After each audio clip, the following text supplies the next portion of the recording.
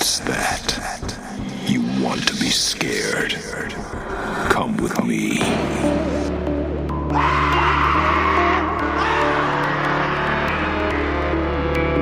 You will experience tales of horror, ghosts, and death. It is not recommended for the weak at heart. Listen in the dark. It's more fun that way. This is Weekly Spooky. Hey my friends, my name is Henrik Kuto and I am your host and narrator, and thank you for joining me this week for a little spooky, as we do every Wednesday with a brand new piece of some creepy short storytelling. And before I get into that, I wanted to mention silver linings, my friends. Silver linings. There are many negative things that have happened in 2020 that have made it a formidable year to find a silver lining here or there. But I will say, one of my local Spirit Halloween stores is open, and it's one place where I don't feel that weird wearing a mask, if you know what I mean, and I think you do. It seems like one of the silver linings is we're going to extend the Halloween season a little bit. It's starting before September in some areas, and I say, let's do it. We deserve it. We've all earned it. We've put up with so much. Let's make Halloween earlier. And in our part to do that, in the month of October, which will be marking our year anniversary, we will have a Halloween-themed episode every week in October. So, speaking of which, big announcement. If you love Weekly Spooky and you love our contributing authors, we are releasing a book. That's right, an audiobook and a paperback book with original art and illustrations called Campfire Stories to Tell in the Dark. You can find out more by going to Uncle Henny, like Uncle and Henny, H-E-N-N-N, a million N's, H-E-N-N-Y, unclehenny.com. You can pre-order your own copy. They come signed by me. Lots of great stories. I think you'll really enjoy it, and I'll plug it a few more times throughout the show, but they're also relatively kid-friendly stories. If your kid loves to be scared, you will love Campfire Stories to Tell in the Dark. So that's at unclehenny.com. It is pre-order right now, and it will be shipping in October, if not maybe a little sooner. But now it's time for the thing that brought you all here, our great story, another urban legend tale. Let's get to it right now. The Crybaby Bridge by Rob Fields. The boys suddenly awoke when they heard the loud noise off in the distance. One of them turned on the battery-powered lantern. The three of them yawned and slowly sat up inside the tent where they were sleeping. "Aw, man, you better not have farted again, chunker," the boy with the crew cut on the right side of the tent groaned. "I didn't, dude," the husky boy on the left side muttered. The skinny boy in the middle put his glasses on. "Trust me, if Chunker would have let one go, we'd have known it. We're all in this tent, right?" The right boy pushed the middle one a little. "Why you gotta be such a nerd, Horton?" Horton looked to his right. "I'm just saying, Chapman, Chunker would have cleared us out of this tent." Chunker had a mischievous grin. "What? You mean like this?" He sat up a little bit. Chapman and Horton quickly fumbled over one another, trying to escape from the tent as Chunker sat there and laughed. As soon as the two boys were out and on their feet, Horton turned and pointed to the tent. "Chunker, you sick pig!" Chunker was still laughing as he crawled out of the tent. Then he stood with his two friends. Horton sighed. "Great. Now where are we going to go?" "Chunker just fumigated the tent." Chapman slapped Chunker's arm. "Come on, man. You can at least open up the tent and air it out. Jeez!" Chunker raised his hands. Okay. As Chunker lifted and tied up the flaps to the tent entrance, Horton was getting the campfire going again. "Any idea what time it is?" Chapman asked. Chunker had his smartphone on him. "It's almost 4 in the morning." Suddenly, the boys were startled when they heard the original sound that woke them up in the first place. "Aw, man," Chunker complained. "Really? An owl?" Chapman groaned. "Well, some stupid owl woke us up and Chunker ripped inside the tent. What are we going to do now?" "Hey, Maybe we can sit around the fire and tell more ghost stories, Horton suggested, like we did last night. Sounds good, Chapman said. Yeah, why not? Chunker agreed. The other boys joined Horton, who began first by telling the urban legend of the gang high beam initiation. When he finished, he stressed that it actually happened on the other side of Strickfield, over along Township Road 113. Chapman spoke up. Yeah? Well, I heard a story about this college couple that got murdered in an apartment just near the dorms.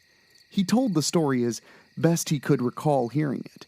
Then he finished by saying, it was said that the roommate came back the next morning and found their bodies. He also found this message on the wall, written in blood. It said, "Just be glad you didn't turn on the light." That part never made the newspapers, by the way. Geez, Chapman, that does sound pretty scary, Horton said. Then he turned to the other boy. How about you, Chunker? You got a story? Chunker opened the cooler they had brought with them and took out a soda. He cracked it open and took a drink. Yeah, I got one. He nodded in the direction of the deserted road they were camping off of. It's actually not too far from here. The old Crybaby Bridge. He told the story about how just after the American Civil War, Abigail Tomlin, a poor woman, and her fiancé Alvin, a rich lord whom Abigail had been promised to, had been fighting all through their courtship. Prior to their wedding night, when they had had their last fight, Abigail had taken their baby boy, Arthur, and fled. Alvin's carriage had caught up to Abigail as it was nearing the outskirts of Strickfield. As Abigail got out of her carriage, Alvin drew his gun and shot at her. She moved but ended up taking the bullet in her shoulder. She was bleeding all over her wedding dress fast. She knew she couldn't let Alvin have Arthur. Unbeknownst to Alvin, Abigail also had a gun. She took aim and shot Alvin, wounding him also. Abigail took the baby out of the damaged carriage and fled. She was in a great deal of pain from the bullet. She could hear Alvin screaming for her, that he would finish her and take their son back. Abigail couldn't keep the crying Arthur quiet and knew Alvin would soon be on them. By the time Alvin had caught up to his runaway bride, she had reached a metal bridge that spanned the Castalia River. The water below was high and rushing. All little Arthur could do was cry and cry. Abigail took a last stand against Alvin and tried to shoot him, but Alvin was faster and shot her first. Abigail was mortally wounded now as she moved to the center of the bridge. She still had both Arthur and her gun. Alvin raised his gun and demanded Abigail give Arthur back. When she wouldn't, he shot her one last time. Abigail fell over the side of the bridge and into the raging river, with baby Arthur still cradled in her arms. Both she and the baby disappeared down the river. A search was conducted by the authorities of many neighboring towns and villages. The bodies of neither Abigail Tomlin nor Arthur were ever found.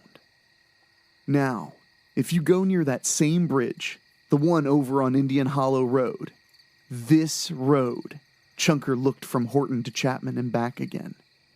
Just wait a little while. You just might hear the sounds of little baby Arthur Tomlin, crying and crying. That's why it's called the Crybaby Bridge by the people who've told the story over the years. Chapman had his arms folded in front of him. You really expect us to believe that, Chunker? Chunker raised both of his hands. Hey, I'm just telling you the way my dad told my older brother Kenny and me. He raised his finger. He also said that anyone who hears the crying baby ends up dying before morning. That's why no one really drives down this road at night. Chapman wasn't convinced. Oh yeah? How? Chunker shrugged. Dad said no one really knows for sure. He said no one lives long enough to say what happens. Chapman shook his head slowly. I can't believe I let you talk me into sleeping out here after we just finished 6th grade. Hey, we could go and check it out, Horton suggested. Chunker did say that the bridge isn't too far from here, right? Chunker pointed south. The Crybaby Bridge is less than a mile from here." Chapman considered it. Then he clapped his hands once. "Okay, fine. Let's go check it out." The three friends got up and made their way to the one-lane gravel road. The moon was full and helped give them light as they made their long way. Soon they saw the bridge just ahead. "What are you looking up on your phone, Chunker?" Chapman asked. "Nothing. Just checking something." Chapman pointed to the bridge. "We're here." "Man, the bridge looks just like it did all those years ago," Chunker said. "Just like in this picture." The three of them looked on Chunker's smartphone at the old black and white picture of the bridge taken after it was completed. The only real difference between then and now was that the bridge in the real world was rust-colored. Chunker put the phone away and the three of them looked ahead at the bridge. After looking at it for a long time, the boys walked to the bridge. When they reached the edge of it, they stopped. None of them said anything. Finally, Horton got bold and stepped onto the bridge. Chapman wanted to protest, but then he saw Chunker was stepping onto it. Chapman groaned and followed Chunker.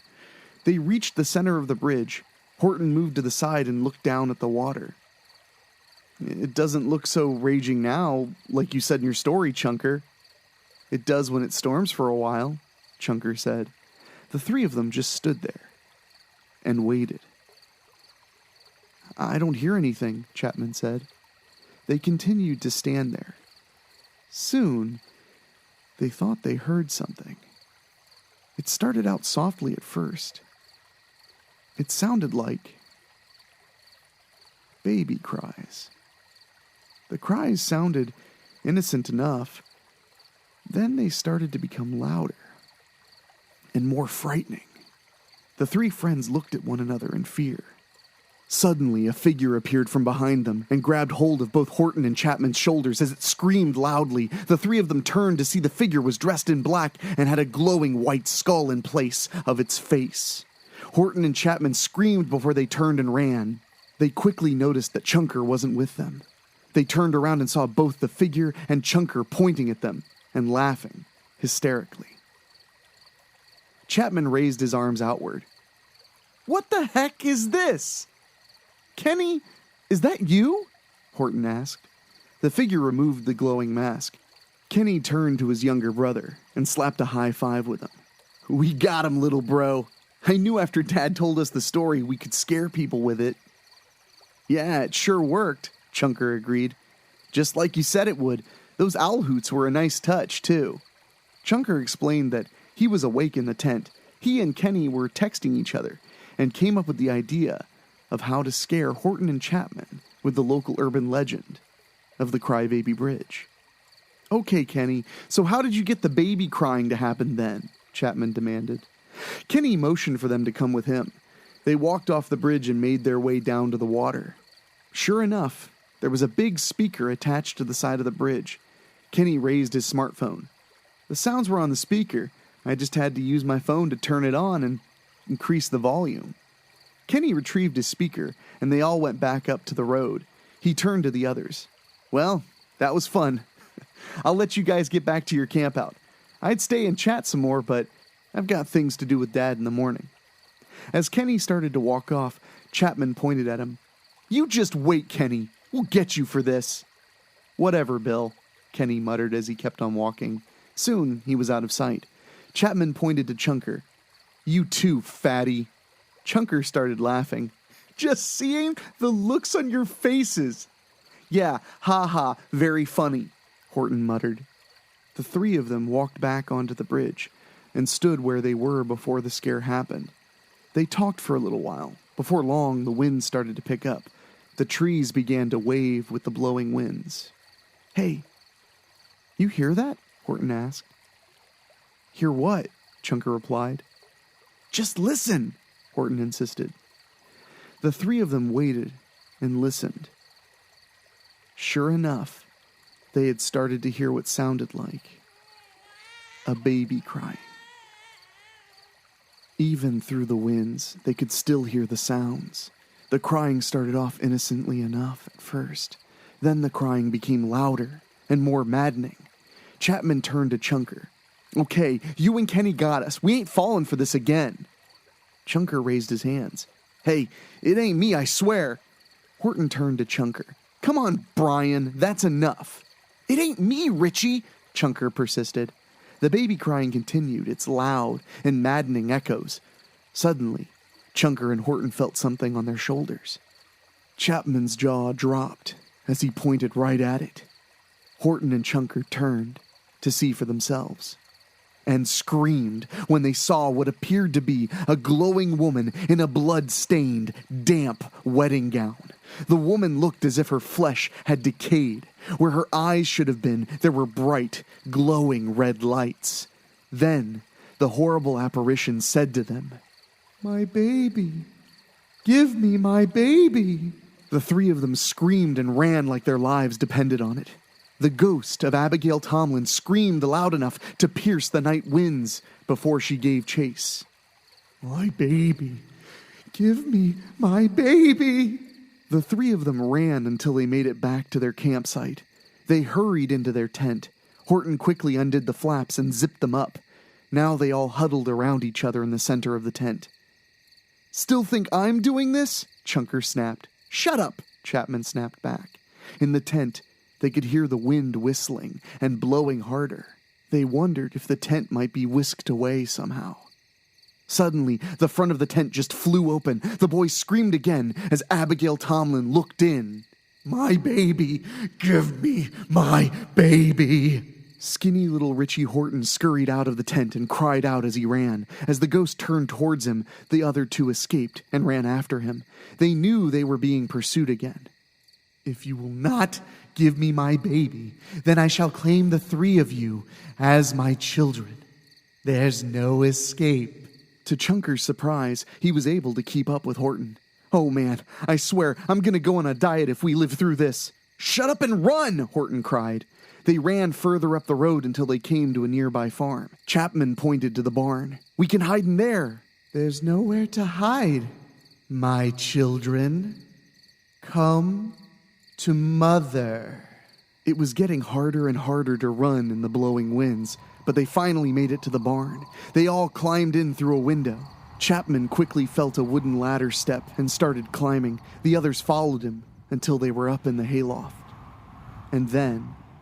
"Come on, Chunker, not now," Horton groaned. "Aw, man," Chapman cried and waved his hand frantically in front of him. "Seriously? I can't help it.